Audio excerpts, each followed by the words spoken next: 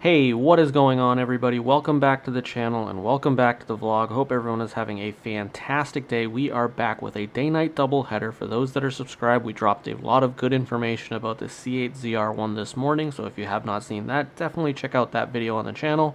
But for this evening's video, we are going to talk about the C8 Corvette E-Rays MPG rating. I have to say I'm a little bit disappointed. We'll dive right into what all the numbers are. I've been following this for a while now, and today I can finally share why the E-Ray has been delayed the way it has been, and we can find out what the miles per gallon on the E-Ray is going to be. Real quick, if you are stopping by for the first time, take a second to hit the subscribe button, hit the thumbs up button, and leave a comment down below on your satisfaction or dissatisfaction with the MPG rating of the all-wheel drive E-Ray.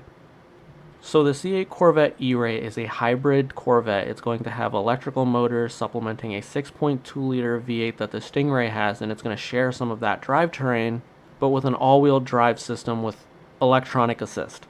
And so cat's out of the bag, I've been following this lead in the story for a couple of weeks. I've actually been checking the E-Ray MPG availability every day, sometimes multiple times a day for the better half of the last month since I reached out to fueleconomy.gov, which is a third-party vendor website, as well as my conversations with the EPA around the availability of this data. And communicating with the EPA, being a government entity, is very, very difficult because they don't respond very well and their contact form on their site is broken. But after following up some leads, I guess the delay for the E-Ray being pushed back a couple of months was due to the fact that the EPA emissions rating for the E-Ray was not available until this week. They do a bi-weekly update, so every Tuesday or every other Tuesday, I believe. I'd have to go back and check my email conversations with them, but every 2 weeks, I believe, is what it is. The EPA batches data out for emissions ratings for vehicles, and the fueleconomy.gov website uploads that data to their website pretty promptly once that becomes available, and so today, the E-Ray data was made public. And from what I understand, cars that have classifications of hybrid and EVs go through a different set of rating measurements, and that's what's delayed the Corvette E-Ray from getting its mileage specifications like the Z06 and the Stingray got several weeks prior. And that kind of makes sense because there's a flood of EV vehicles coming to the marketplace. But first things first, let's talk about the Stingray. As you can see from this graphic of some MPGs last year, the Stingray was rated at 16 city, 24 highway, and as of this year, in the 2024 model year, we've got some changes. The 2024 Stingray does pick up 1 MPG on the highway. We've actually seen emissions adjustments made every year from 2020 to 2024. General Motors has buried that in some of their PRs, but they do make slight tweaks to meet the emissions criteria that's getting stricter with every passing year.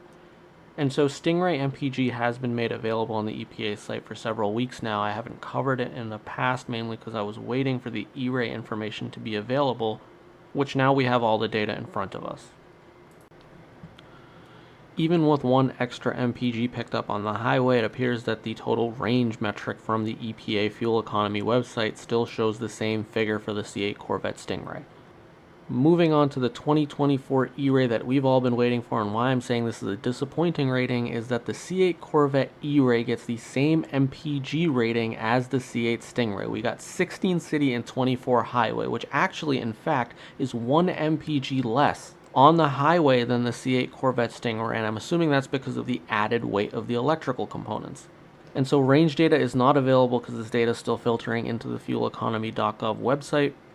But we now know that there is no additional fuel economy improvements from the hybrid components of the E-Ray, and that shouldn't totally come as a shock because, like some other hybrid assist performance vehicles, these components were not added for fuel efficiency. They were not added to make the car more fuel efficient. They were added for performance.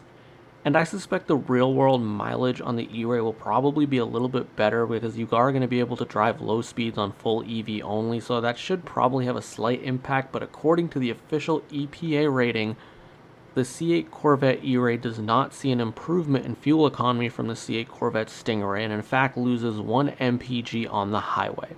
So taking a look at some additional infographics from fueleconomy.gov, we can see a couple of things specified for this particular vehicle's EPA ratings. It is a 2-seater all-wheel drive vehicle that we know about the E-Ray that's going to come with start-stop technology, cylinder deactivation, which is available currently today. There is no gas guzzlers tax, which is great, and obviously no turbocharger or supercharger. We will save that for the ZR1, hopefully.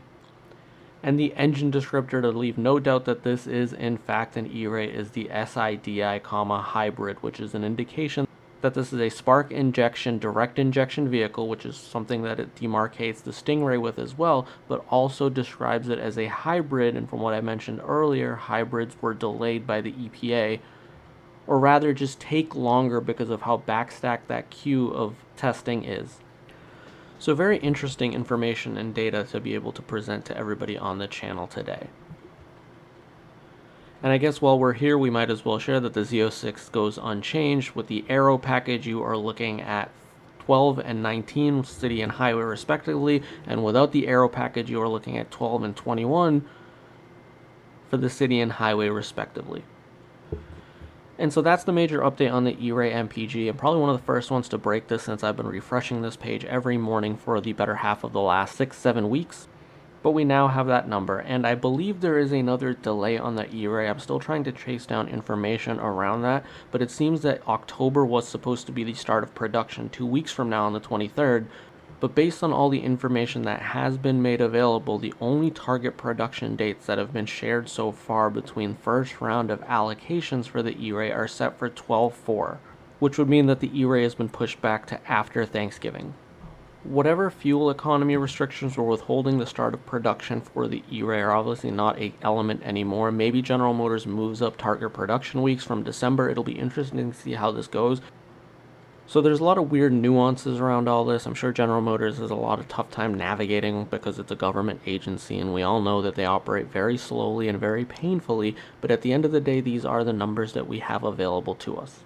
There is no indication that this UAW strike is anywhere near coming to an end, so that may also factor in. We are starting to see plants get shut down simply because other plants that provide them parts are on strike. So it's only a matter of time until Bowling Green and the Corvette assembly plant experiences similar delays or potential shutdowns, which may impact the delivery of the ERay. But all of that is speculative as of now. So that's all that I have for today's video. Hopefully you enjoyed this video. If you did, make sure to give the video a big old thumbs up. If you have not already, definitely go ahead and hit the subscribe button so you don't miss any of the Corvette action in the coming months. Be sure to check out some of the other videos on the channel. I would greatly appreciate it. There's a lot of helpful and informative content that I've made in the past that's starting to fall to the wayside. Just as I make new videos, YouTube doesn't spread and promote some of the older content. So you can definitely go check out some of the old videos. I promise you won't regret some of that content, so please go ahead and do that. And then, as always, until the very next video, I look forward to seeing all of you in the comment section below.